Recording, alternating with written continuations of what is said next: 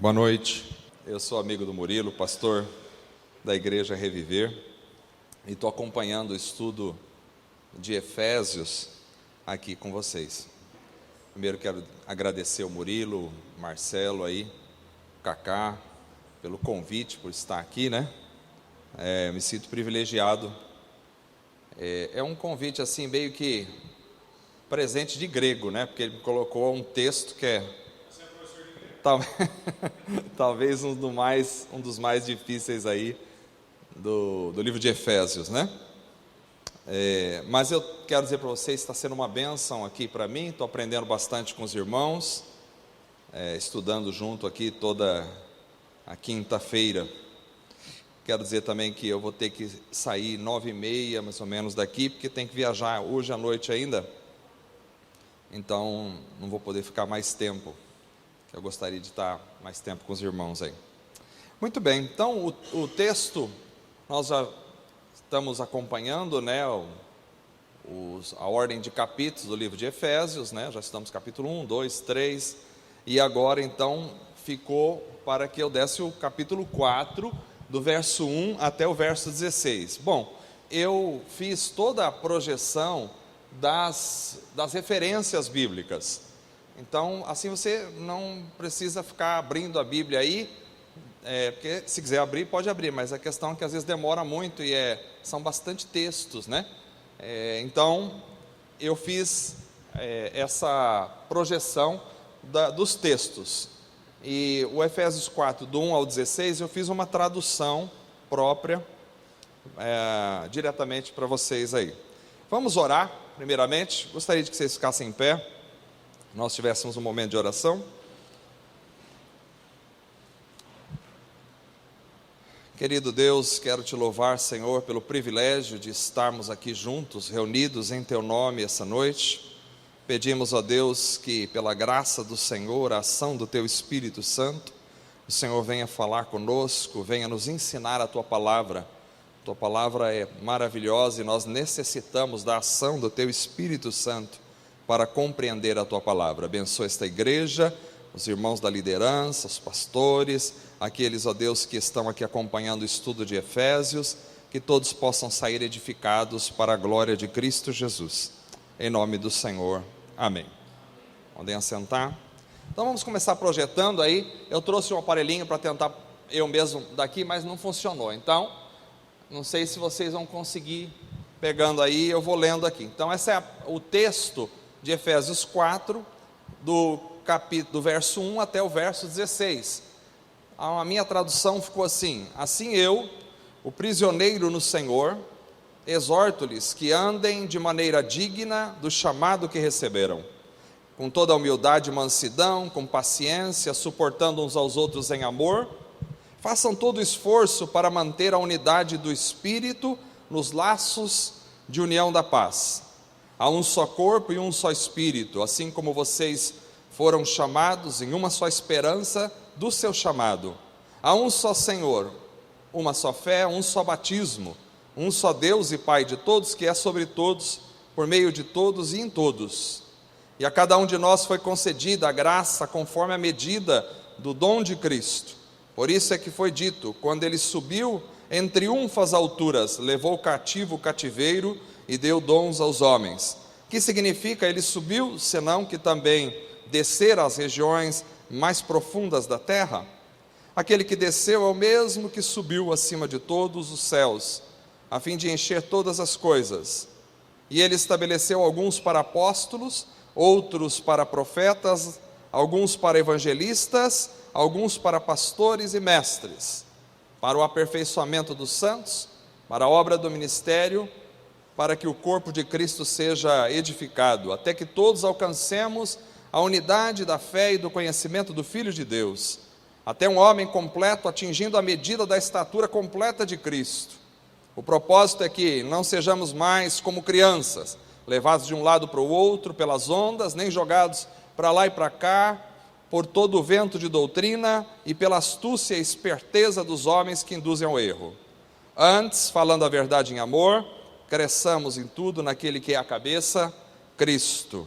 Dele todo o corpo, ajustado e unido, pelo auxílio de todas as juntas, de acordo com a capacidade do trabalho de cada parte individual, faz o corpo crescer, de tal forma que ele edifica-se a si mesmo em amor.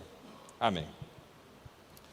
Bom, óbvio que esse texto aqui, com 16 versículos, daria para a gente falar aí um mês só neste texto. Então, na realidade, eu vou destacar a princípio só aquela parte mais complicada e mais polêmica para a gente tratar desse assunto, que seria o quê? Um assunto do submundo, um assunto do mundo dos mortos. E aí depois, se o tempo nos permitir aqui, a gente faz uma aplicação a todo o texto lido. Então, eu acredito que o trecho mais complicado e polêmico aqui são os versos de 8 a 10. Aí, então, tá aí, eu novamente fiz o slide. Por isso é que foi dito: quando ele subiu em triunfo às alturas, levou o cativo o cativeiro. Isso já é uma questão estranha da gente pensar. E deu dons aos homens. Que significa ele subiu, senão que também descera às regiões mais profundas da terra. Isso é uma outra questão enigmática. Aquele que desceu é o mesmo que subiu acima de todos os céus, a fim de encher todas as coisas. Então, nesse texto fica a pergunta. Sempre quando a gente pega um texto, a gente deve perguntar, a princípio, eu ensinei os meus alunos sempre de hermenêutica, o que é que o texto está dizendo. Não o que eu gostaria que o texto dissesse, não o que a minha igreja diz que o texto diz, não o que o comentarista disse do livro, o que o texto diz, mas o que o texto está dizendo. E aqui nós temos uma questão polêmica. Obviamente, eu não vou conseguir fechar a questão, porque são textos que não trazem com tanta clareza. Quando se fala principalmente de escatologia, eu costumo dizer que poucas coisas em escatologia a gente consegue fechar a questão, né? Porque às vezes a Bíblia não revela claramente todas as coisas. Mas aí há uma doutrina chamada de descensos ou descida de Cristo ao submundo. Quando eu estou falando submundo, não estou falando do submundo das drogas, estou falando do submundo que é o mundo dos mortos. Sub porque é a noção de baixo, está para baixo, descida. Ele desceu ao mundo dos mortos. Essa doutrina é chamada de descensos. A questão seria: o que aconteceu com Cristo no período entre a sua morte e ressurreição?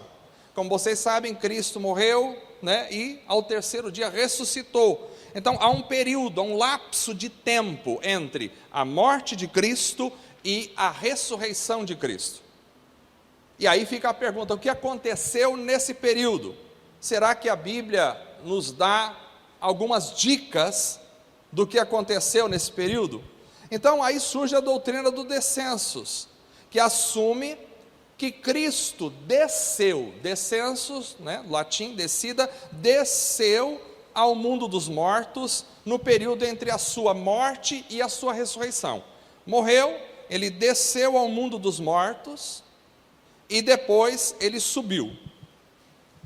Muitos dos pais apostólicos e escritores, tais como Inácio, Policarpo, Hermas, Justino Marte, Irineu, Melito, os pais da igreja, falaram sobre a doutrina do descensos. Na realidade, existia um consenso unânime sobre o descensos durante os primeiros 15 séculos de história da igreja, ou seja, era unânime entre os irmãos a ideia de que Cristo morreu, desceu até o mundo dos mortos, e ali depois de 3 dias ele subiu. Isso era unânime, ninguém questionava. No século 16, 15, 16, 17, começou questionamentos sobre essa doutrina, mas do século, então, até o livro que eu li, que é uma monografia do Justin Bass, ele fala que há um peso histórico muito grande, porque sobre essa doutrina, para comprovar a descida de Cristo, porque os pais da igreja, que conviveram com os discípulos dos apóstolos, já falavam desta descida de Jesus, e ela era inquestionável até o século XV e XVI. Embora não fossem unânimes em todos os particulares dessa doutrina, ou seja, o que Cristo fez lá embaixo, uns tinham uma ideia, outros tinham outro, tinha algumas divergências, mas certo era que havia um tríplice propósito da jornada de Cristo ao mundo dos mortos. Primeiro, Cristo foi para pregação. Segundo, a libertação dos santos do Antigo Testamento. E terceiro, a triunfante derrota da morte e do Hades. Então, alguns pontos precisam ser considerados. Já vi que não vai dar tempo. Primeiro, a Bíblia se apropria de linguagem mitológica, ou seja, a Bíblia utiliza, às vezes, linguagem mitológica, mitologia grega, principalmente. Meu Deus, então quer dizer que a Bíblia tem coisa que não é verdade, que é mitologia? Não, ela utiliza linguagem mitológica para passar verdades, né? Segundo, Paulo vai falar no Areópago sobre o Deus desconhecido, lá em Atos capítulo 17. Então essa é uma prática comum dos irmãos da igreja, pegar aquilo que é conhecido das pessoas e levar elas a um nível de conhecimento maior. Então o que era comum no Areópago? Tinha lá um altar ao Deus desconhecido. Paulo pega e fala, eu vou falar sobre esse Deus desconhecido. Então é uma forma que a Bíblia tem e que os irmãos tinham de se apropriar da linguagem utilizada no meio cultural e a partir daí trazer o conhecimento. Outra coisa interessante é que Paulo utiliza até mesmo filósofos da sua época. Por exemplo, ele utiliza na Bíblia o Epimênides, que foi um filósofo do século 6 a.C., e também utiliza o Arato, que foi um poeta do século 4 a.C. Por exemplo, naquele versículo em Atos capítulo 17, verso 28, pode colocar Atos 17, pois nele vivemos, nos movemos e existimos. Isso aí é Epimênides. Como disseram alguns dos poetas, agora é Arato, também somos descendência dele. Então, Paulo se apropria da poesia e da filosofia da época e traz isso para produzir o conhecimento na igreja. Também é importante notar que na mitologia há resquícios da verdade. Eu não estou dizendo que as mitologias falam exatamente o que é a verdade, mas o ser humano tem resquícios da imagem de Deus em si. Então essa consciência do certo e do errado, essa consciência do cima, baixo, essa consciência do mal e do bem, isso aí vai produzir religiões e vai produzir mitologias. Então quando você olha para as religiões, quando a gente olha de uma forma geral para as religiões, elas não estão de todo errado, elas têm princípios interessantes que a gente poderia aprender. Não estou falando, você pode ser de qualquer religião. Daqui a pouco o Cacá vai mandar embora daqui o Murilo. Mas não estou falando isso, estou dizendo que nós precisamos observar que as religiões são construções dos homens, obviamente pervertidas pelo pecado, as construções. Mas o pecado, quando perverte, nem sempre ele perverte toda a realidade. Claro que vai levar ao mal, mas algumas coisas que as religiões falam, têm sim razão de existir. Por quê? Porque são produzidas pelo homem, e o homem tem a consciência do certo e do errado, e o homem tem resquícios da imagem divina. Então, na mitologia, a gente tem resquícios da verdade. E por isso, a gente precisa observar que a Bíblia utiliza-se da linguagem cultural para passar a mensagem. Agora que eu estou percebendo que ficou muito pequeno, né? Está dando para enxergar aí? Tudo certinho aí? Dá para enxergar? Então tá.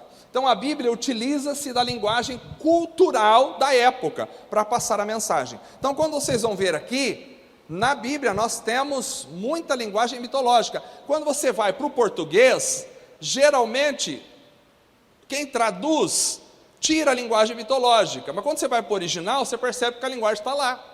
E nós vamos mostrar isso aqui. Então, a hermenêutica de um texto ela precisa contemplar os seus contextos. Então, a hermenêutica precisa... Que hermenêutica? A hermenêutica é a interpretação de um texto. Todo mundo faz hermenêutica, mesmo que nunca tenha estudado teologia. Você lê um texto e fala, eu quero entender o que esse texto está falando. Então, a hermenêutica, ela vai contemplar contexto. Primeiro, ela contempla o contexto bíblico, certo? Bíblico.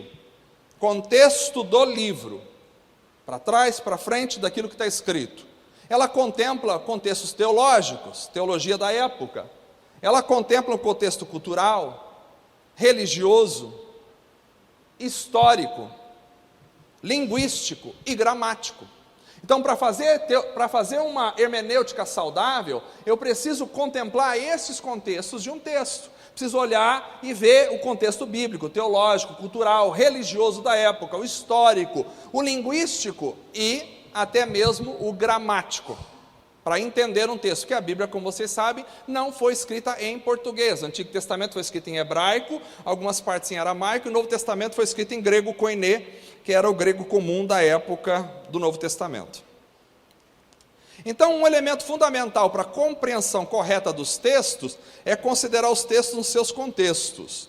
Um dos contextos essencial para os escritos do Novo Testamento é aquilo que a gente chama de judaísmo do Segundo Templo. Por que judaísmo do Segundo Templo? Como vocês sabem, o primeiro templo foi construído por Salomão.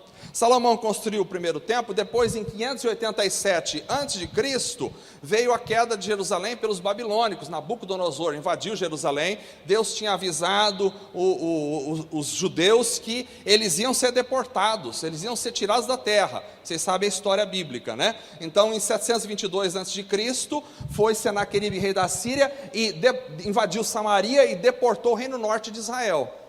Em 587, o Reino Sul viu toda essa situação e não se arrependeu. Os reis continuaram pecando contra o Senhor. E aí, então, finalmente, Deus levanta os exércitos de Nabucodonosor que vão a Jerusalém e destrói Jerusalém em 587, destrói o templo de Salomão.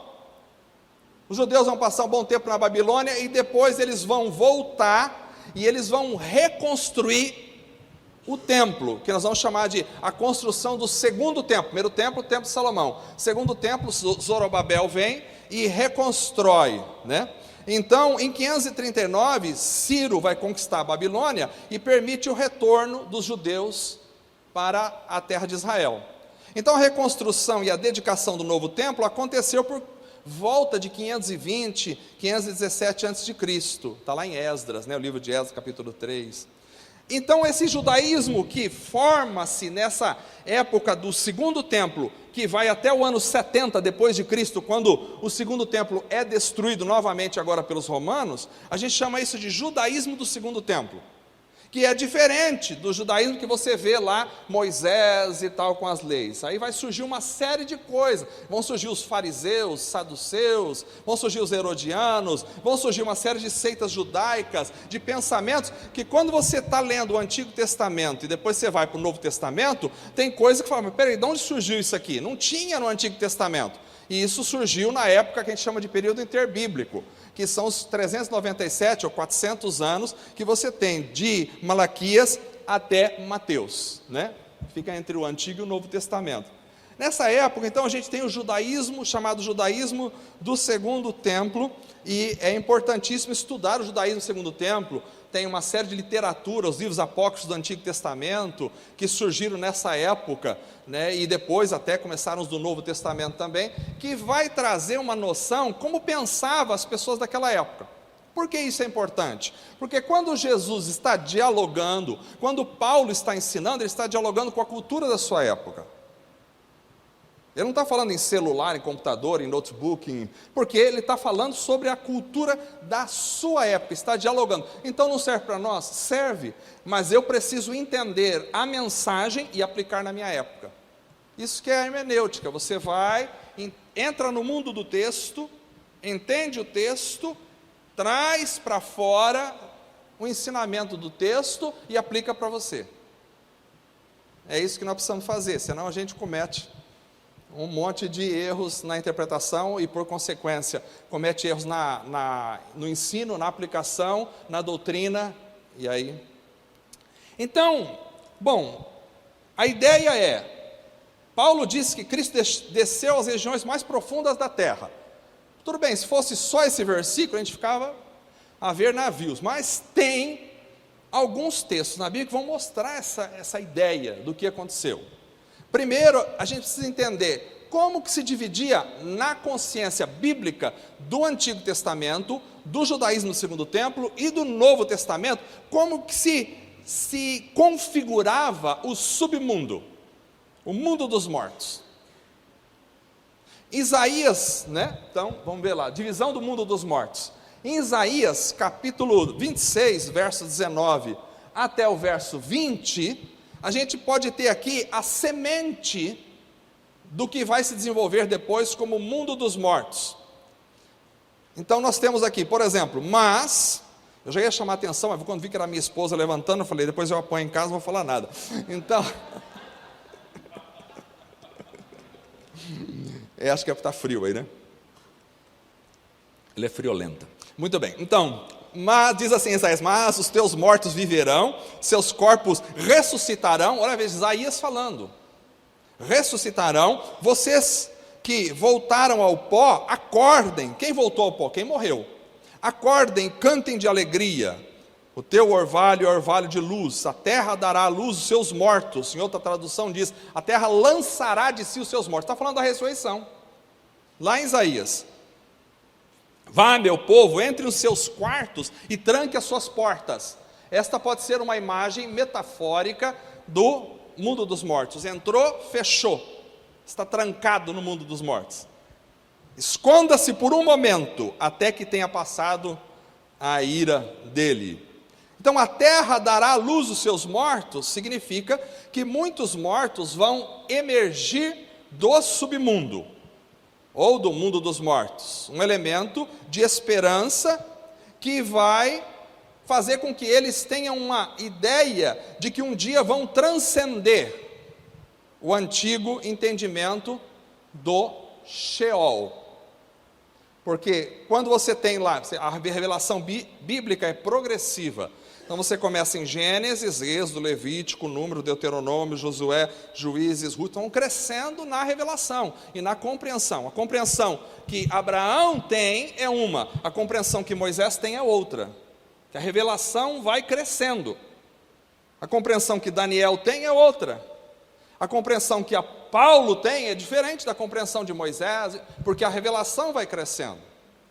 Então você tem uma compreensão muito, vamos dizer assim, simples do mundo dos mortos no Gênesis, mas quando você está em Isaías, você já tem uma compreensão da ressurreição. Quer dizer, cresceu a revelação. Então, não há evidência, antes da era do Novo Testamento, não há evidência no Antigo Testamento de que as almas dos homens e mulheres foram para o céu. Céu que a gente entende, céu, morada de Deus. Não há evidência disso no Antigo Testamento. As únicas duas pessoas que vão subir direto ao céu, segundo o que a gente vê da Bíblia, é Elias, que vai ser arrebatado num carro de fogo, e Enoque. Em vez disso, há uma ideia comum no Antigo Testamento de que todas as pessoas descem para um dos compartimentos desse submundo, quando morre. E a gente chama isso no Antigo Testamento de Sheol, não sei nem se eu coloquei, Sheol. Então o Sheol era no Antigo Testamento o mundo dos mortos. Era para onde se dirigiam todos os mortos. Quando chega no Novo Testamento, no judaísmo do Segundo Templo, esse Sheol vai criar divisões no pensamento deles. Até então era um lugar para onde ia todo mundo. Mas quando chega no judaísmo do Segundo Templo, eles começam a dividir o Sheol no pensamento. Então, os termos do Novo Testamento que vão incluir os compartimentos deste submundo são, primeiro, Hades. Pode colocar lá. Vocês sabem que a Bíblia, o Antigo Testamento, foi escrita em hebraico. Quando os judeus ficaram lá na diáspora, né, na dispersão, depois eles foram para Alexandria, que era uma cidade no Egito, que falava o grego, e ali Alexandria, na época do Novo Testamento, era a maior comunidade de judeus fora de Israel, morava em Alexandria. Eles moravam inclusive em bairros judeus chamados de politeumas, onde eles tinham uma certa liberdade política. Lá todo mundo falava grego. Os judeus tinham voltado da Babilônia e tinham perdido o contato com o hebraico. O que eles fazem lá? Eles vão fazer uma tradução da Bíblia hebraica do Antigo Testamento para o Novo Testamento, para o grego, perdão, do Antigo Testamento hebraico para o Antigo Testamento grego. Como vai chamar essa tradução? Isso mesmo, Septuaginta. Septuaginta é a tradução do hebraico para o grego. Então, quando Jesus está citando a Bíblia, e Paulo, via de regra, ele não está citando do texto hebraico, mas está citando da Septuaginta. Bom, isso aí é um estudo complexo que dá para a gente, outra hora, falar disso, né? Então, estou amarrando uma outra, estou brincando. Então, os termos aqui, veja, quando foi feita a tradução pelos judeus do Antigo Testamento hebraico para o grego, na hora que eles encontravam a palavra Sheol, mundo dos mortos, eles traduziam no grego por Hades, a grande maioria das vezes. Então, Hades igual Sheol. Hades é o que? É um nome próprio. Deus, o Deus do submundo, era chamado Hades. Havia um Deus na mitologia grega, que ele cuidava das almas que iam para o submundo. Ele detinha essas almas lá. Era chamado de Hades. Na mitologia grega, Hades significa invisível. Aquilo que não é visto. Não sei se eu coloquei aí. Hades, aquilo que não é visto. Invisível. A etimologia da palavra é um pouco incerta. Ou vem de idem, ver, com o prefixo negativo a, que vai significar invisível, ou está conectado a Aianes, que é sombrio, horrível. Esse é o Hades. Então, começando em Homero, que é o escritor grego lá atrás, que vai praticamente lançar a língua grega, né, para o mundo, Hades é personificado como o deus do submundo, e é irmão de Zeus. Além disso, o submundo é predominantemente personificado. Então, a palavra Hades, ela tanto pode receber uma personificação de um ser, como ela pode se referir ao local, que é o submundo. Ele é conhecido como Hades, diziam os poetas. É o Deus, é o Senhor dos mortos. É descrito como impiedoso, cujo coração não conhece misericórdia. E ali, em uma morada subterrânea, ele está. Hades é horrível, era o mais odiado de todos os deuses. Hades era adorado em um templo da Elia, na Grécia. Não sei se eu coloquei isso aí, não. Sheol igual a Hades, não. Ele também é retratado como juiz dos mortos. Hades é compreendido simultaneamente, não apenas como Deus do submundo, mas também como o próprio reino do submundo, que abriga as almas dos mortos. Por que isso é importante? Porque Jesus vai falar a palavra Hades, e ele vai usar esse termo, Hades, porque o Novo Testamento vai usar o termo Hades, para falar do lugar para onde vão os mortos. Então, no Antigo Testamento, Hades é mais de 100 vezes na Septuaginta utilizado, e quase sempre é para traduzir a palavra hebraica Sheol. Sheol é o destino comum de todos, tanto os justos como os ímpios. Vão para o Sheol, no conceito do Antigo Testamento. Então, se todos, justos e ímpios, desciam ao submundo na morte, assim conclui-se que Cristo, como um homem pleno, também experimentaria a lei dos mortos e desceria ao submundo. Então, de acordo com o Antigo Testamento e o resto da literatura do Segundo Templo, iam para o Sheol todas as pessoas, a menos que Deus interviesse miraculosamente. É interessante porque nos mitos sumérios mais antigos, eu falei que a mitologia é importante em muitos aspectos. Nos mitos sumérios mais antigos, o submundo é a terra sem volta, guardada por 7 muros, cada um com um portão e um porteiro, cujo papel é deixar entrar apenas os mortos e não deixar ninguém sair. Então você tem a mitologia suméria que diz que lá no submundo são 7 muralhas e tem os porteiros, e eles estão ali, e quando você morre, eles deixam você entrar, mas você nunca mais sai. Bom, Enoque e Elias são as 2 únicas personagens que a gente percebe que foram direto ao céu, não desceram ao Sheol ou ao Hades.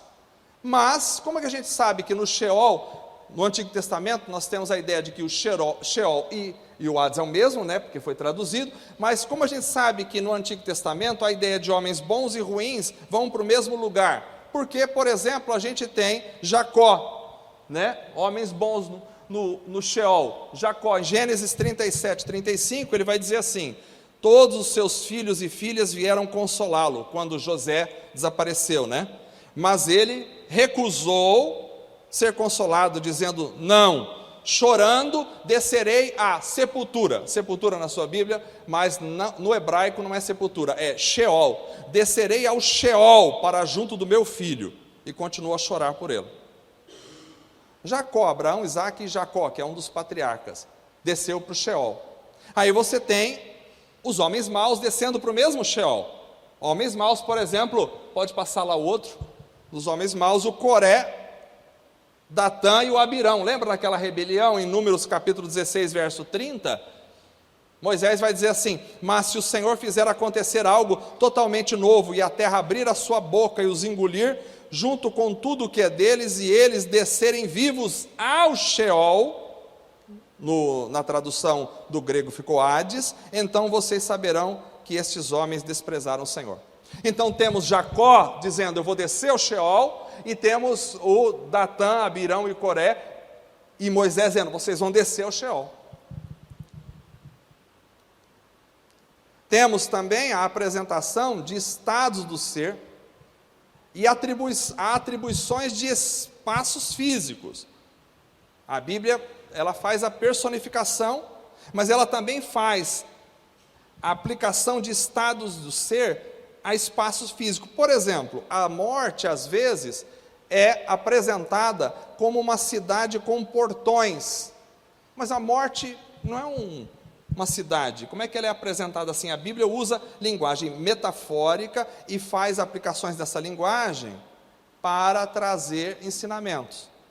Então a morte é apresentada como uma cidade com portões, e os portões da morte a gente vê, por exemplo, lá nos Salmos, acho que marca aí Salmo 9, 13, misericórdia, Senhor, vê o sofrimento que me causam os que me odeiam, salva-me das portas da morte. A morte é apresentada como um lugar que tem portas. Além do Hades ser um lugar e a morte um estado, eles são também frequentemente apresentados na Bíblia de forma personificada.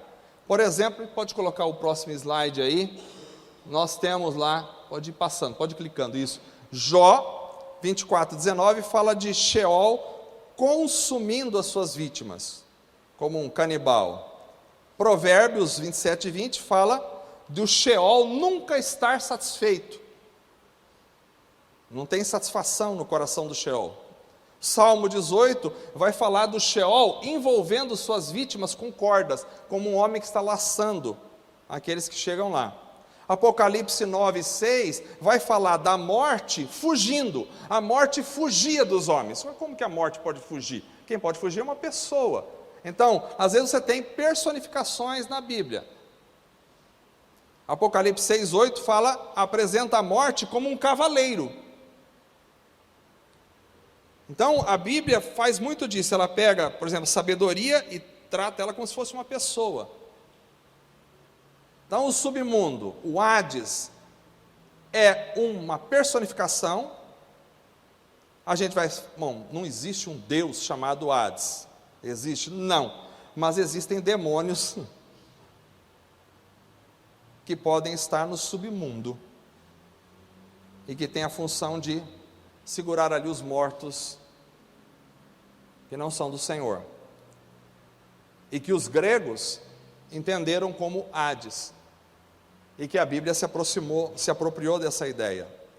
Olha na Septuaginta, por exemplo, no livro de Jó, capítulo 38, verso 17, nós vamos ter lá: os portões da morte se abrem para ti com medo. Profecia maravilhosa em Jó. E os porteiros do Hades, contemplando a ti, ficam aterrorizados? É uma pergunta, mas ele está falando de, no Hades, porteiros que vão ver alguém e vão ficar aterrorizados. João pode ter aludido a essa passagem no Apocalipse capítulo 1, verso 18, e pode ter entendido a morte personificada e o Hades como os porteiros segurando as chaves, porque depois Jesus vai dizer: eu tenho as chaves da morte e do Hades. Então o Hades é um dos lugares do submundo. Tem outro que é chamado de Tártaro na Bíblia. Tártaro não é aquele que vai no dente. Tártaro, aqui, segundo os gregos, o Tártaro era um lugar subterrâneo, abaixo do Hades, onde a punição divina era dispensada. Tártaro era um deus grego que era o marido de Gaia. Gaia é o nome grego para terra também. Agora é interessante isso, porque Pedro vai falar de Jesus no Tártaro. Olha lá, 2 de Pedro 2,4, porque se Deus não perdoou os anjos que pecaram, aqui não está falando de Jesus, está falando dos demônios, mas depois tem um outro texto que vai mostrar, porque se Deus não perdoou os anjos que pecaram, mas havendo-os lançado no inferno, só que essa palavra inferno no grego é Tártaro, não é inferno, é Tártaro. Lançado no Tártaro, os entregou às cadeias da escuridão, ficando reservados para o juízo. O que é Tártaro? Tártaro significa um lugar escuro, que fica abaixo do Hades, na mitologia grega. A Bíblia se apropria dessa ideia para dizer que existem demônios que estão jogados, presos no Tártaro.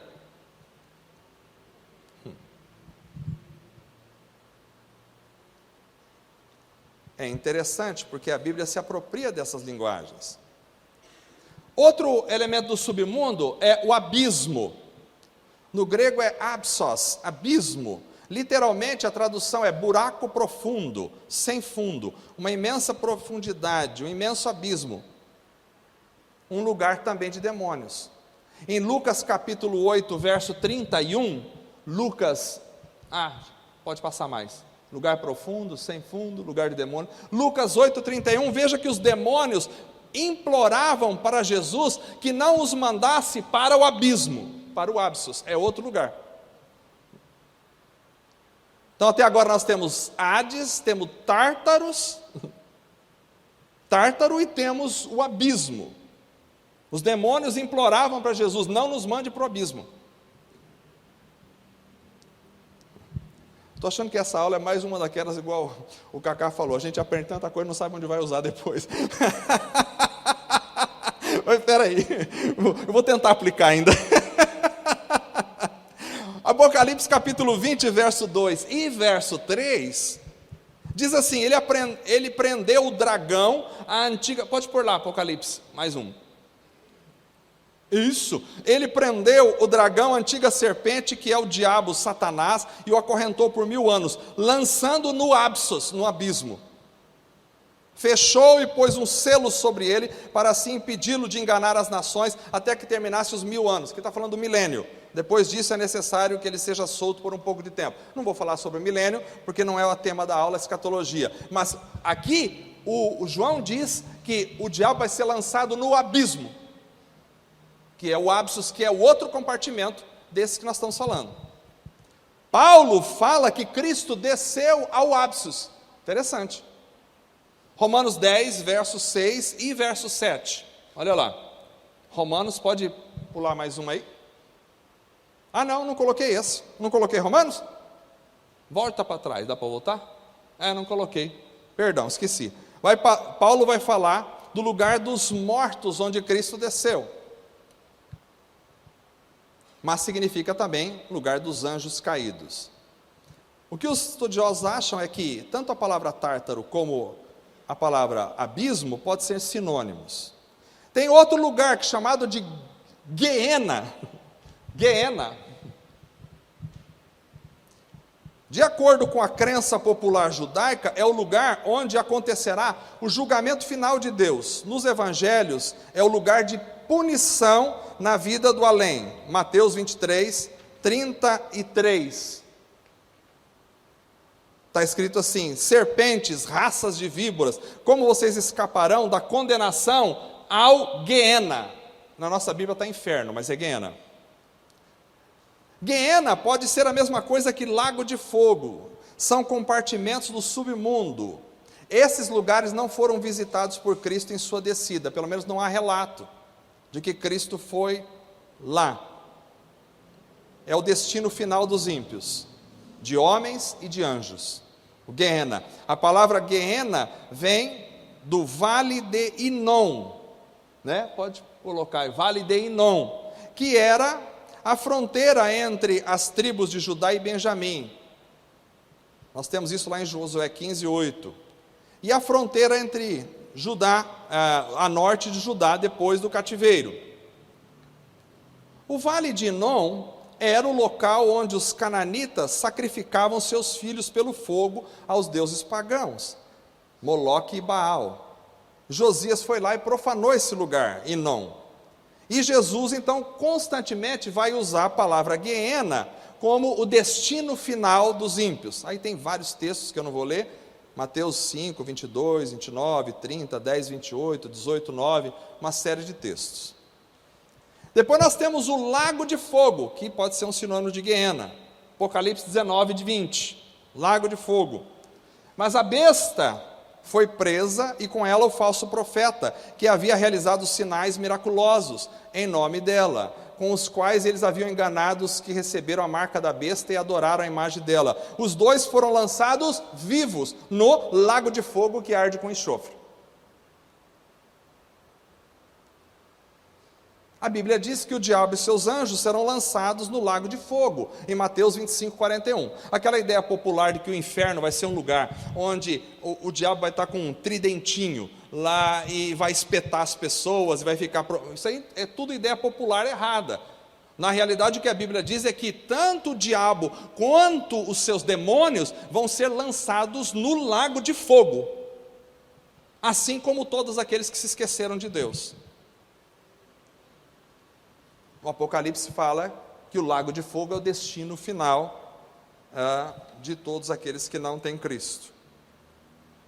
Os teólogos já acreditam que Guiena e lago de fogo podem ser sinônimos. Para ficar um pouquinho mais leve, nós temos um outro compartimento do submundo, que é chamado de paraíso. Lucas 23, 43. É quando Jesus, pode passar, quando Jesus vai dizer para o ladrão da cruz: eu lhe garanto que hoje você estará comigo no paraíso. Bom, havia um pensamento de que o Hades ou o Sheol era um lugar para onde iam os bons e os ruins.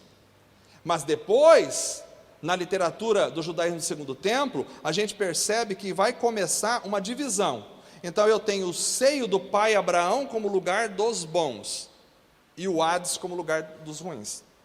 Então o Hades tem a ideia de submundo, de lugar dos mortos, às vezes de inferno, às vezes de punição. E no Hades você tem uma separação que é chamada de paraíso, que é para onde vão ou iam os que morriam salvos. O Senhor Jesus disse para o ladrão da cruz: hoje estarás comigo no paraíso. Mas Paulo diz que ele desceu. E aí fica a pergunta: onde era o paraíso? Provavelmente esse paraíso, uma região do Hades, que também é chamada de seio do pai Abraão. quando Jesus conta aquela parábola do rico Lázaro, que o rico foi para o tormento no Hades e o Lázaro para o seio do pai Abraão. Então a teologia da literatura do Segundo Templo, do submundo, acrescentou um monte de compartimentos para o paraíso, para os justos, o Hades para os ímpios, o abismo para os desobedientes, e a Bíblia vai se apropriando dessa linguagem. E aí agora nós vamos pensar no descenso. Bom, que a ideia é, nós temos que dizer, Cristo fez o que entre a sua morte e a sua ressurreição? Porque o Efésios está dizendo que ele desceu às regiões mais profundas da terra. Mateus capítulo 12, verso 40. Vamos passar alguns textos para a gente entender isso. Mateus 12, 40. É um dos textos que fala, que dá a ideia sobre essa questão de Cristo ter descido. Pois assim como Jonas esteve 3 dias e 3 noites no ventre de um grande peixe, assim o Filho do Homem ficará 3 dias e 3 noites no coração da terra. Coração da terra. Se Jesus fala, Jonas era um protótipo de Cristo no Antigo Testamento. Então ele vai para dentro de um peixe, e ele vai ficar 3 dias e 3 noites naquele peixe. E isso era uma representação do sepultamento de Jesus e da descida de Cristo. O exemplo de Jonas é significativo, porque Jonas, em linguagem figurada, vai descer ao Sheol, ao Hades. Em Jonas 2, 1 a 9, pode passar aí, a palavra que aparece na Septuaginta é Hades. Olha, lá dentro do peixe, Jonas orou ao Senhor, seu Deus, e disse, em meio ao meu desespero, clamei ao Senhor, e ele me respondeu, do ventre da morte, ou do Hades, aqui é Hades a palavra, gritei por socorro e ouviste o meu clamor, jogaste-me nas profundezas, no coração dos mares, cardias tálaces, coração dos mares, correntezas formavam um turbilhão ao meu redor, e todas as ondas e vagas passaram sobre mim, e disse, fui expulso da tua presença, contudo olharei de novo para o teu santo templo, as águas agitadas me envolveram, abismo me cercou, as águas marinhas se enrolaram em minha cabeça, afundei até os fundamentos dos montes, as terras cujas trancas estavam me aprisionando para sempre, mas tu trouxeste de volta da cova a ressurreição a mim, Senhor meu Deus. Quando a minha vida já se apagava, eu me lembrei de ti, Senhor, e a minha oração subiu ao teu santo templo. Aqueles que acreditaram em ídolos inúteis desprezam a misericórdia, mas eu, com cântico de gratidão, oferecerei sacrifício a ti. O que eu prometi cumprirei totalmente, a salvação vem do Senhor. E o Senhor deu ordem ao peixe, e ele vomitou Jonas na terra firme. Então essa me parece ser uma realidade que aconteceu, mas que está prefigurando o Cristo que desce nas angústias ao Hades na sua morte, e depois ele desce e ele sobe, porque o Senhor o traz, o Senhor o ressuscitou, diz Paulo. Então o sinal do profeta Jonas que Jesus aplicou a si mesmo incluiria a morte, descida e ressurreição. Tudo isso tinha sido prefigurado em Jonas, na descida de Jonas no interior do mar e na subida para a terra seca. O mesmo sinal que levou os ninivitas gentios, no caso, à fé, é o mesmo sinal que vai condenar os líderes judaicos. Então a ressurreição de Cristo vai levar os gentios à salvação, mas os judeus vão ser condenados porque não acreditaram. Mesma coisa que aconteceu com Jonas. Então, embora da descida de Cristo ao mundo dos mortos não é o ensino principal aqui, no entanto é observado por sua alusão à descida de Jonas. Outra frase significativa, usada somente por Mateus no Novo Testamento, é quando Jesus promete que as portas do Hades não prevalecerão contra a igreja. Veja lá, Mateus 16, 18. Isso. Simão, filho de Barjonas, sim, esqueci, pulei isso aí. É quando Jesus fala, é só aqui que Jesus vai falar que o Simão é filho de Jonas, só nesse texto, que está muito próximo daquela realidade do Jonas. Porque Jesus está fazendo uma alusão àquilo que aconteceu a o Jonas. Mais para frente, ao outro texto. Não era isso que eu queria, acho que eu mudei aqui as coisas aqui. Então, uma frase significativa, segura esse texto aí. Uma frase, é isso aí. Uma frase significativa, que é quando Jesus fala para Pedro, né, que as portas do Hades não prevalecerão contra a igreja. Na realidade, a palavra aí é Hades, não é inferno. Eu te digo que tu és Pedro, e sobre e sobre esta pedra edificarei a minha igreja, e as portas do Hades, na nossa tradução inferno, não prevalecerão contra ela. O que seria isso? Às vezes a gente entende isso e prega, eu já preguei isso também, que a igreja vai avançar e as portas do inferno não vão prevalecer, ou seja, o diabo tal, não vai prevalecer. Mas acho que não é bem isso esse texto. Esse texto está falando lembra que nós vimos que o Hades tem portões que não deixa ninguém sair? Os portões do Hades não vão ficar de pé, porque eles vão abrir e a igreja vai ressuscitar. Essa me parece ser a imagética que estava aí, e o que vai acontecer realmente quando aquelas pessoas, na morte de Jesus, eles ressuscitam. Pode ir para frente. Isso aí está. 20, isso. Então nós temos aqui esse texto interessante, e abriram-se os sepulcros, e muitos corpos de santos que dormiam foram ressuscitados, e saindo dos sepulcros, depois da ressurreição dele, entraram na cidade santa e apareceram a muitos. Ninguém sabe exatamente o que significa esse texto, mas pode ser uma alusão àquilo, as portas do Hades, que estão fechadas, que não deixam ninguém passar, vão abrir para a igreja. Quando Jesus morre, essas pessoas ressuscitam, e aparecem na cidade de Jerusalém. Então, o clímax do Evangelho de Mateus demonstra que os portões do Hades não poderiam conter a sua nova comunidade, porque muitos dos santos no Antigo Testamento foram livres das garras do Hades em sua morte e apareceram a muitos em Jerusalém. Aí a gente tem o Lucas 23, 43 e o Atos 2, 25, que é outro texto que vai falar disso, né? Jesus respondeu: eu lhes garanto, hoje você estará comigo no paraíso. Quando você compara essa fala de Jesus com Atos, capítulo 2, verso 25 a 31, pode ligar lá, porque ele disse, Davi, sempre via diante de mim o Senhor, porque está à minha direita, para que eu não seja comovido. Por isso se alegrou o meu coração, e a minha língua exultou, e ainda a minha carne há de repousar em esperança, pois não deixará a minha alma, está falando do Senhor, não deixará a minha alma no inferno, no Hades. Não deixará a minha alma no Hades, nem permitirás que o teu santo veja a corrupção.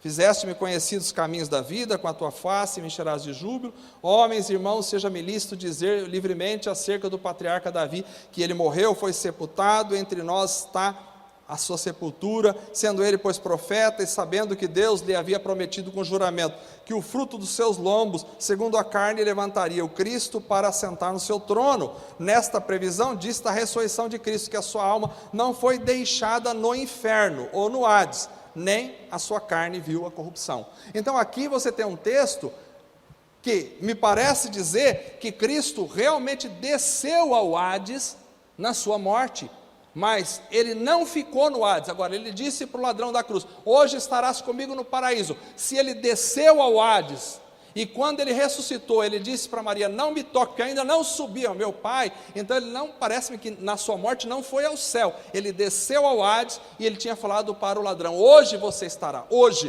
comigo. Então ele levou o ladrão com ele para o Hades, é uma parte do paraíso, é o que parece. Nesse texto aí nós temos o Salmo 16:10, porque tu não me abandonarás no sepulcro, né? No Sheol, o certo seria a tradução, e nem a transliteração, né? E nem permitirás que o teu santo veja a corrupção.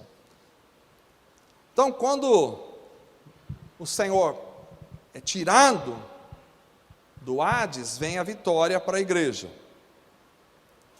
Mais outro texto, Paulo vai dizer em Romanos, agora sim, Romanos 10, 6 a 7, e aí depois o Efésios vai ficar para depois, né? E o Filipenses, olha, mas a justiça que vem pela fé, não diga em seu coração, quem subirá ao céu, isto é, para fazer Cristo descer, ou quem descerá ao abismo, abssos, para fazer Cristo subir. Então aqui ele parece a intenção de que Cristo desceu ao abismo. E quando aconteceu isso? Aconteceu na sua morte. Pode ir ainda mais para frente. Filipenses 2,10 diz, para que o nome de Jesus se dobre todo o joelho, na terra, no céu, na terra e debaixo da terra. Debaixo da terra é a ideia de Hades. Muito bem. Depois eu tenho Pedro, um outro texto enigmático, complicadíssimo, né? 1 de Pedro 3, 18 a 22, que vai dizer, pois também Cristo sofreu pelos pecados, uma vez por todas, o justo pelos injustos, para conduzir-nos a Deus. Ele foi morto no corpo, mas vivificado no Espírito, no qual também foi e pregou aos espíritos em prisão. Aos espíritos em prisão. Aí vai, que há muito tempo desobedeceram, quando Deus esperava pacientemente nos dias de Noé, enquanto a arca era construída. Nela apenas algumas pessoas, a saber 8, foram salvas. E isso é representado pelo batismo, que agora também salva vocês. Não a remoção da sujeira do corpo, mas o compromisso de uma boa consciência diante de Deus, por meio da ressurreição de Jesus Cristo, que subiu ao céu e está à direita de Deus. Então ele desceu, pregou os espíritos em prisão. Como isso aconteceu? Nós não sabemos. Que espíritos são esses? Faz uma referência a Noé. Pode ser, e aí talvez a imagem que se tem, pode ser dos anjos que desobedeceram, caíram e foram jogados lá, e ele não pregou para a conversão, mas pregou a sua vitória. Ou algumas pessoas que estavam lá embaixo que nós não sabemos, o Pedro não fala nada mais sobre isso, mas ele tem um outro texto interessante, 1 de Pedro 4, 5, 6, não sei se vocês já leram esse texto, que diz, olha, contudo, eles terão que prestar contas àquele que está pronto para julgar os vivos e os mortos, por isso mesmo o Evangelho foi pregado também aos mortos, para que eles, mesmo julgados no corpo, segundo os homens, vivam pelo Espírito segundo Deus. Aqui está dizendo que o Evangelho foi pregado aos mortos. Quando aconteceu isso? Pode ser que seja nesse momento. E aí nós temos o Apocalipse 1,18. Está acabando já. Aí vai entrar agora no Efésios. E onde ele vai dizer assim, sou aquele que vive, estive morto, mas agora estou vivo para todo sempre. E tenho as chaves da morte e do Hades. Talvez a sua Bíblia traga inferno, mas no grego é Hades. Quer dizer, ele tem as chaves da morte e do Hades. A imagem que provavelmente se tem aqui é a imagem do Hades, agora personificado, ou personificado como uma pessoa, onde Cristo vai lá e tem uma batalha, arranca as chaves da morte e do Hades, ou apenas está trazendo uma ideia de que aquela realidade que prendia as pessoas e não deixava elas saírem para a ressurreição, agora está vencida por Cristo. Porque ele tem as chaves da morte e do Hades. O que é chave da morte? Ele tem autoridade, chave é autoridade, sobre o mundo dos mortos. É interessante a gente notar até que Apocalipse 12, 7 a 9, fala que o próprio diabo vai ser preso. É jogado, aliás, para a terra, a partir de uma luta. E Apocalipse 20 vai falar 22 vai falar da prisão, 20 vai falar da prisão de Satanás. Então você tem batalhas entre anjos e demônios, no Apocalipse, você tem prisão de demônios e do próprio Satanás. A ideia é que Jesus derrotou o poder da morte. Hebreus, pois tem um outro texto, Hebreus capítulo 2, versos 14 e 15, diz, portanto, visto que os filhos são pessoas de carne e sangue, ele também participou dessa condição humana, para que por sua morte derrotasse aquele que tem o poder da morte, isto é, o diabo, e libertasse aqueles que durante toda a vida estiveram escravizados pelo medo da morte. Então, é interessante olhar, e o Crisóstomo vai falar isso, o pai da igreja do século IV, vai dizer assim, aqui ele aponta a maravilha, que pelo que o diabo prevaleceu, por isso ele foi vencido. Porque ele tinha autoridade sobre a morte, e ele foi vencido pela própria morte de Jesus. Jesus morrendo, venceu o diabo. E aí os portões do Hades, que nunca permitiam que ninguém que entrou por ele saísse, foram arrebentados quando Jesus ressuscitou e muitos saíram e ressuscitaram. Pode ir mais à frente, mais um aí.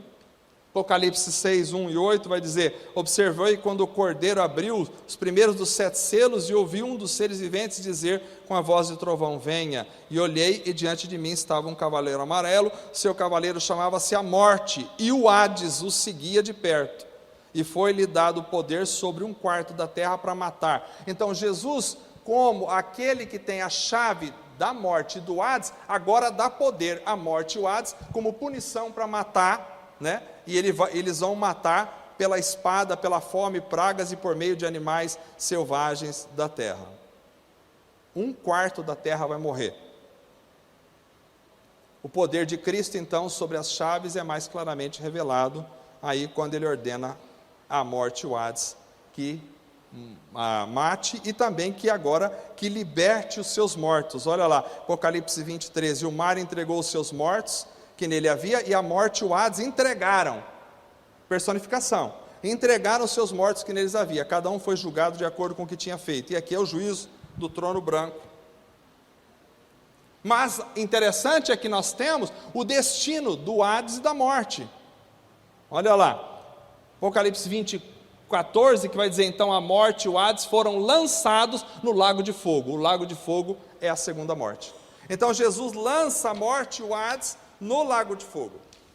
O lago de fogo é a segunda morte. E aí a gente vem para Efésios então, Efésios 4, que vai dizer: por isso é o que foi dito, quando ele subiu em triunfo às alturas, levou cativo o cativeiro e deu dons aos homens. Que significa? Ele subiu, senão que também descera às regiões mais profundas da terra. Aquele que desceu é o mesmo que subiu, está acima de todos no céu para encher todas as coisas. Então aqui fala da descida de Cristo, muito provavelmente com o contexto de todos esses textos que eu passei. Vocês guardaram tudo na cabeça, esses textos? Tudo tá? Pode fazer chamada oral?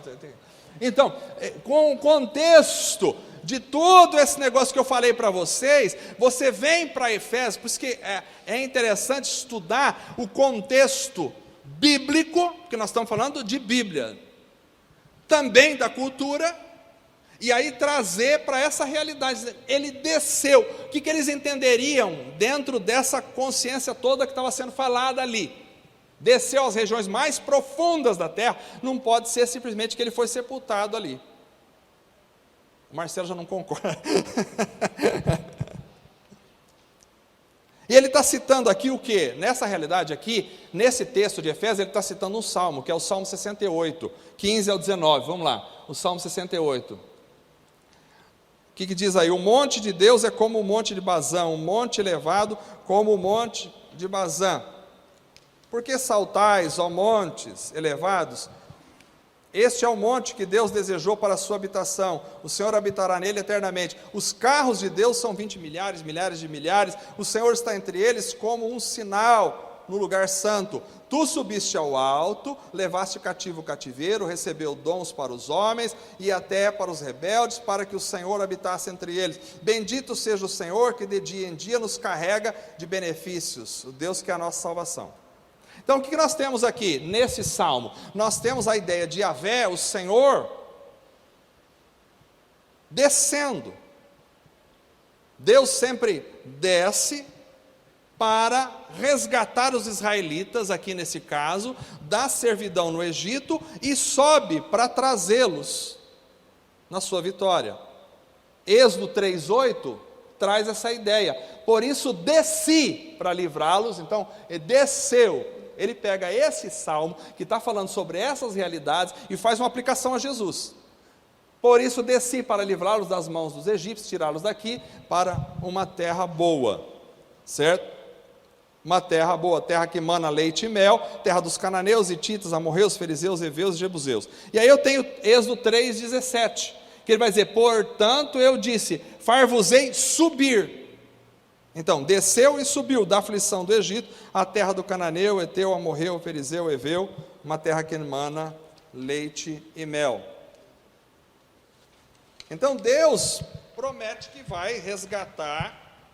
Sempre na Bíblia você tem isso, a promessa de Deus resgatando o seu povo.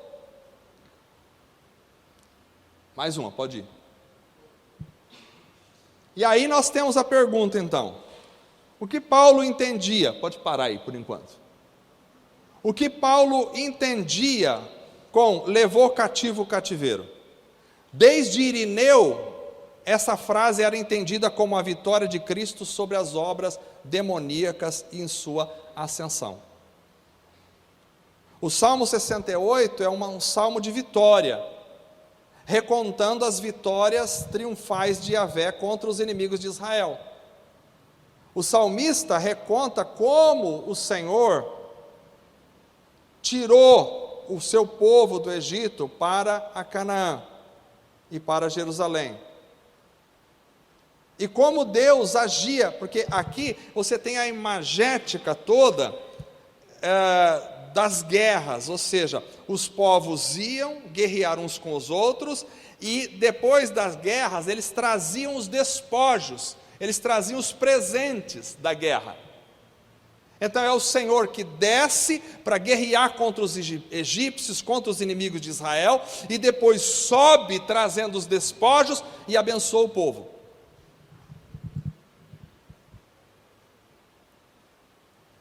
Então é o Yahvé que conquista os seus inimigos, leva os cativos e dá bênção ao seu povo, enquanto ascende ao Monte Sião.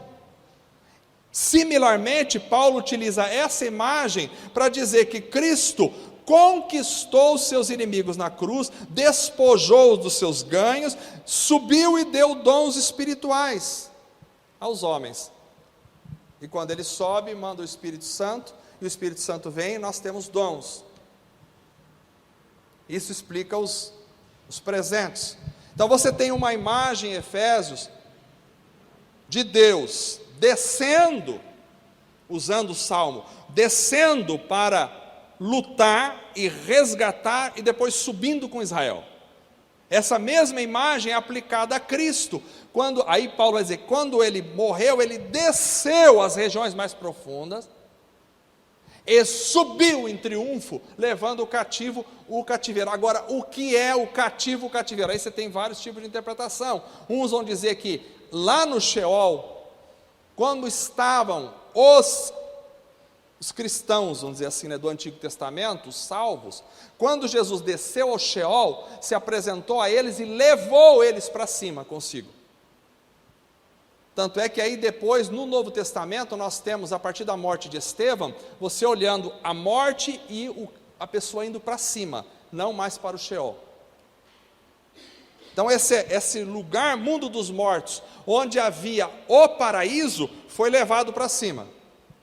Agora, outros dizem que esse levou cativo o cativeiro, está falando da vitória de Cristo ao subir às alturas, e assim levou essa onda de demônios que estão nas regiões celestiais presas.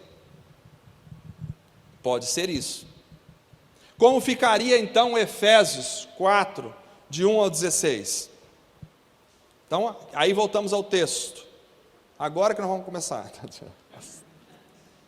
Assim eu, o prisioneiro no Senhor. Paulo está falando de uma esfera, de um local, de pertencimento.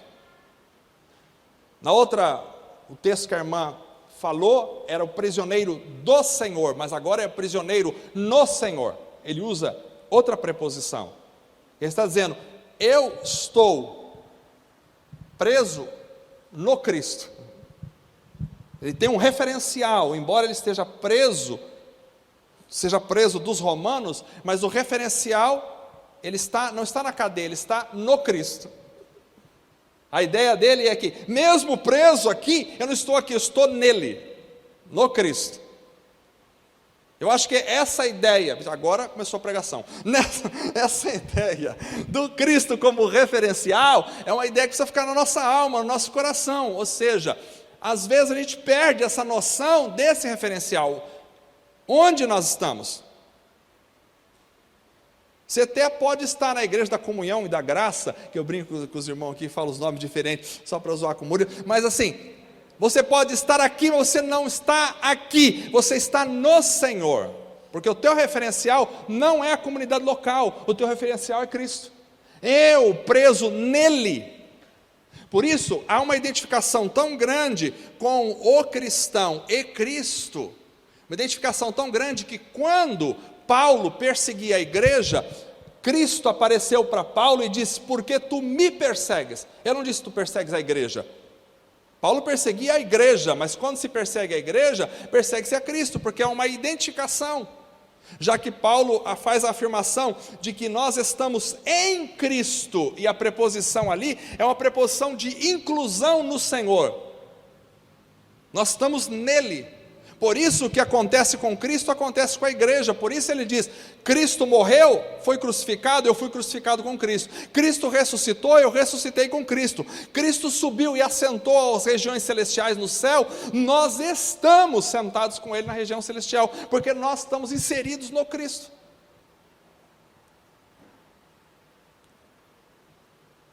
Assim eu, prisioneiro no Senhor, exorto-lhes. Essa palavra exorto-lhe, parakalô no grego, é a palavra que os comandantes utilizavam para exortar as tropas antes da guerra. Era como um grito de guerra, era uma ordem da guerra. Quer dizer, eu exorto vocês que andem como? De maneira digna do chamado que receberam.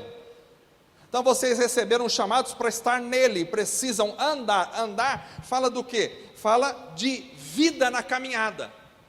Cristianismo não é vida de igreja simplesmente. Cristianismo é andar nele, é andar com Cristo. O andar com Cristo é uma realidade que faz com que eu entenda, porque às vezes a gente dissocia as coisas, a gente coloca igreja dissociada de vida. Então, eu fui na igreja. Não tem como você ir na igreja, a gente usa isso, mas não tem como. Você não vai na igreja, porque nós somos partes da igreja. Nós temos a reunião da igreja aqui, mas nós andamos nele. Então, exorto que andem de maneira digna do chamado que receberam. E como é que é essa maneira? Com toda humildade e mansidão, com paciência, suportando uns aos outros em amor. Por quê? Porque Paulo vem vindo, tem que suportar até o Marcelo. Paulo vem vindo lá de trás, falando do que em Efésios? Falando da união. Por que da união? Porque o grande problema que Paulo está lidando é judeus e gentios. Preste atenção, os judeus ouviram durante mais de 1500 anos que judeu é judeu, gentil não presta. Gentil é povo excluído de Deus. Essa era a grande dificuldade que eles teriam agora que enfrentar. E era o problema que Cristo enfrentou, porque quando Cristo veio e disse: não, eu vim, mas para fazer um rebanho só. Os judeus falaram: imagina, não é possível, tem demônio, não é possível. Então Paulo, se você vê o discurso de Estevão, o discurso de Paulo, quando acontece em Atos dos Apóstolos, eles vão falando: vocês mataram Cristo, aí os caras vão ficando meio nervosos, mas está tudo bem. Na hora que eles falam, porque Deus incluiu os gentios, eles pegam em pedras para matar, porque era um absurdo falar isso. Então Paulo vem construindo a ideia em Efésios, de que em Cristo nós temos um único povo. Por isso ele fala: vocês precisam andar com humildade, porque para haver união, tem que haver humildade. O judeu não pode se achar melhor que o gentil. Como é que nós devemos andar? Nós devemos andar com humildade. Se eu me achar melhor que os irmãos, então de alguma forma não vai haver união entre nós. Humildade e mansidão. Se não houver mansidão, não tem cristão. E com paciência, suportando uns aos outros em amor, porque igreja é esse lugar de suportar os outros. Tem gente que fala assim: vou embora da igreja. Bom, nem tem como ir embora da igreja, mas assim, vou embora, por quê? Porque é muito problema lá, não dá para suportar aquele povo. Então, está fora daqui, porque aqui está dizendo que nós precisamos suportar uns aos outros. Suportar é dar suporte, mas suportar também é suportar a chatice do outro. Aliás, o texto bíblico sempre fala: suportai os fracos que há entre vós. Por quê? Porque eu e você também já fomos fracos. Talvez você é uma pessoa forte hoje, mas com certeza você também já foi fraco e precisava de alguém para suportar você.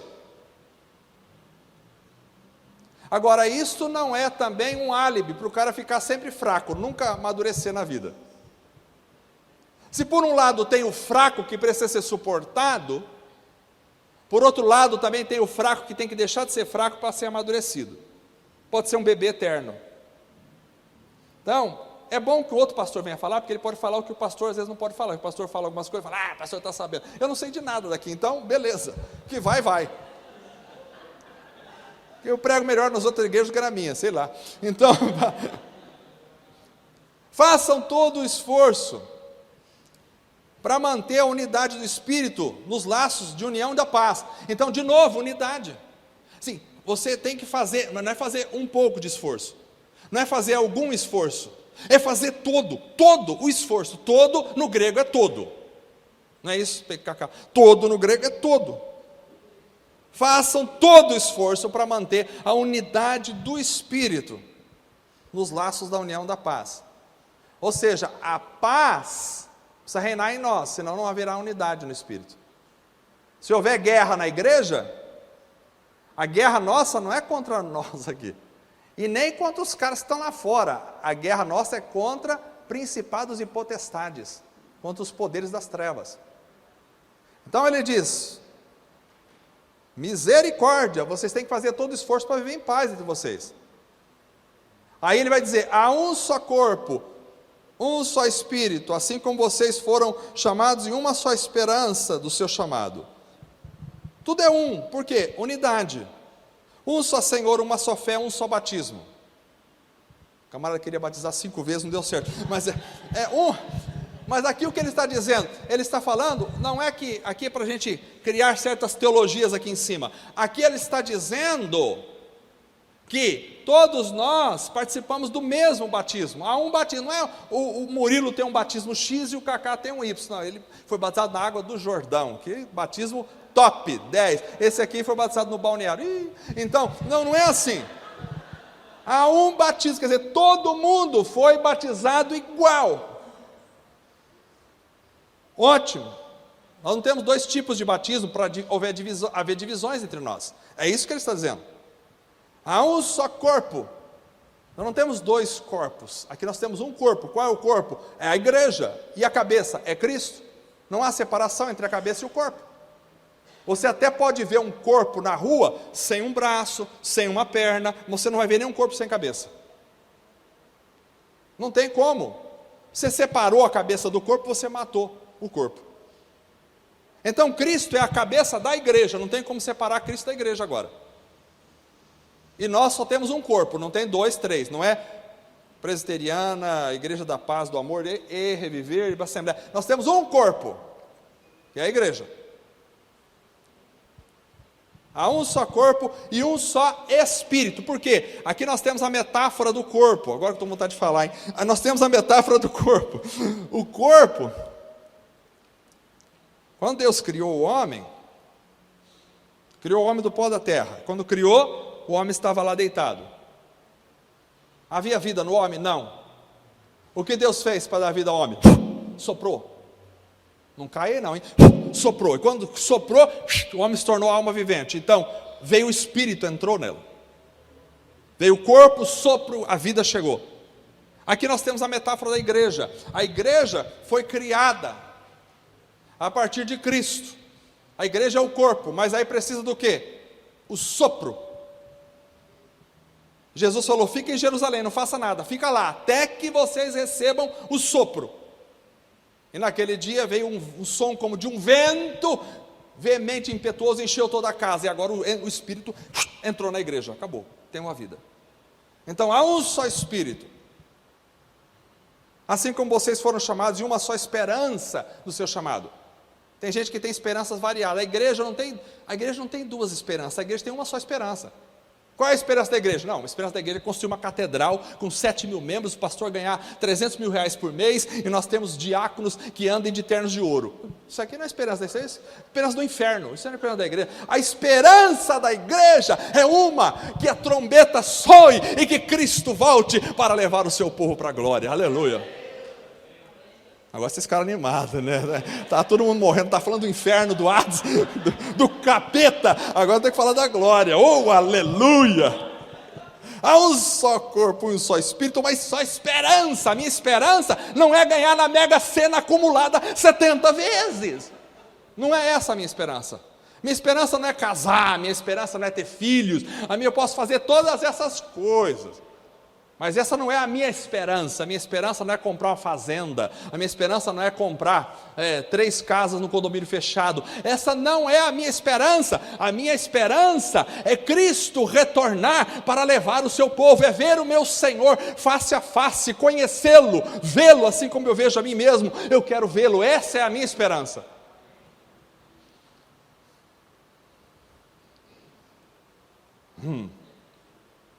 Há uma esperança só, há um só Senhor, uma só fé, um só batismo, que a nossa fé está locada no mesmo. Há um só Deus e Pai de todos, que é sobre todos e por meio de todos, porque tudo é dele, por ele e para ele. E a cada um de nós seja concedida a graça conforme a medida do dom, olha o presente, dom, presente, dádiva. Deus nos deu em Cristo, o dom de Cristo, a graça. Como aconteceu, e aí ele vai falar como aconteceu de recebermos o dom de Cristo. Por isso é que foi dito, quando ele subiu em triunfo às alturas, levou o cativo o cativeiro, aleluia, e deu dons aos homens.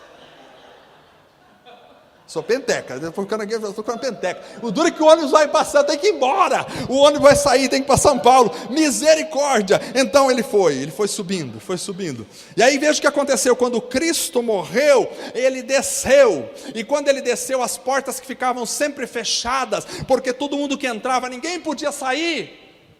Porque lá tinha os guardiães das portas do Hades que estavam lá. Sejam eles demônios, capeta, Satanás, qualquer outra porcaria que estiver, estava lá embaixo, e todo mundo que descia, ninguém subia, mas de repente, vem uma luz descendo, e o texto de Septuaginta diz, que os porteiros começaram a tremer de medo, porque a tua luz estava chegando, e quando ele chegou, ele arrebentou as portas do Hades. Onde está, ó morte, a tua vitória? Onde está, ó Hades, o teu aguilhão? Tragada foi a morte na vitória, porque Cristo Jesus ressuscitou, aleluia. Não dá vontade de ser pentecostal e pular do banco? Misericórdia. Vamos orar para o ônibus parar o tempo. Senhor, para o tempo, para. Nos deu graça, ressuscitou. Oh, aleluia. Estou com vontade de falar em língua, não sei se pode ou não pode aqui, quero nem saber. O que significa ele subiu? Ele subiu, levou o cativo, o cativeiro, ninguém sai. Ele levou o cativo. O que significa subiu?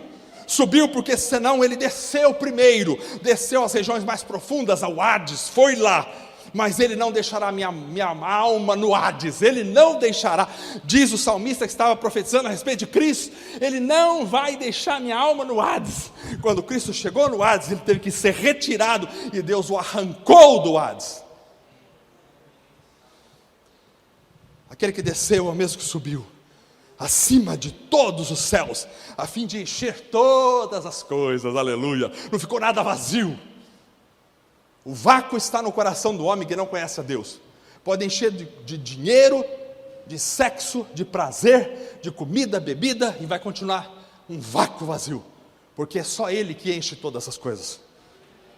E Ele estabeleceu, a partir dali, Ele vem triunfante, vitorioso, quando a morte foi tragada pela vitória. A vitória engoliu a morte. A morte estava lá, era nervosa, brava, feia, chata, mas aí veio a vitória maravilhosa, abriu a sua boca, engoliu a morte. Tragada foi a morte pela vitória. E dessa batalha eram os despojos, e ele subiu às alturas. Sei que isso vai me gerar um monte de figurinhas.